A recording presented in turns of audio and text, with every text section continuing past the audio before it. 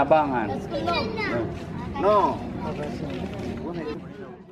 Para pengungsi etnis Rohingya yang mendarat di Blang Ulam, Desa Lamreh, Aceh Besar pada Minggu 10 Desember 2023 lalu, hingga kini masih ditampung di penampungan sementara lantai dasar Gedung Balai Mesaraya Aceh atau BMA Banda Aceh.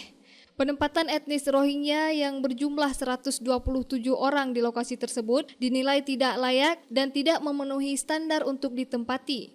Hal itu disampaikan oleh anggota Dewan Perwakilan Rakyat atau DPR RI asal Aceh dari Komisi 3 Nasir Jamil saat mengunjungi lokasi penampungan sementara itu. Nasir Jamil juga mendesak agar pihak UNHCR dan AYOM untuk dapat segera memberikan tempat yang layak bagi warga Muslim Rohingya karena ini merupakan tanggung jawab mereka. Dirinya juga menilai hingga saat ini pemerintah pusat belum tegas terkait dengan masuknya para manusia perahu ke Indonesia melalui Aceh.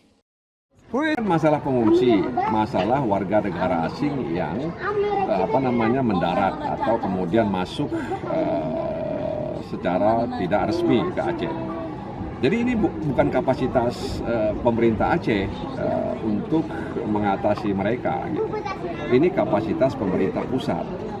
Oleh karena itu kita berharap pemerintah pusat ya memaksimalkan kapasitasnya untuk menyelesaikan mereka, dan tentu saja pemerintah punya otoritas untuk meminta mendesak UNHCR ya kemudian IOM untuk segera ya memberikan fasilitas yang baik kepada mereka karena itu tanggung jawab UNHCR. Jadi jangan delegasikan kewenangan ini kepada pemerintah yang ada di Aceh.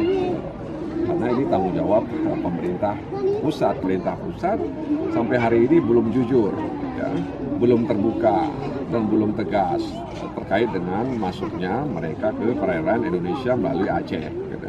Nah seharusnya kan pemerintah punya sikap yang tegas, ya sehingga ada kepastian. Dari Banda Aceh, Lala Nurmala melaporkan untuk Puja TV Aceh.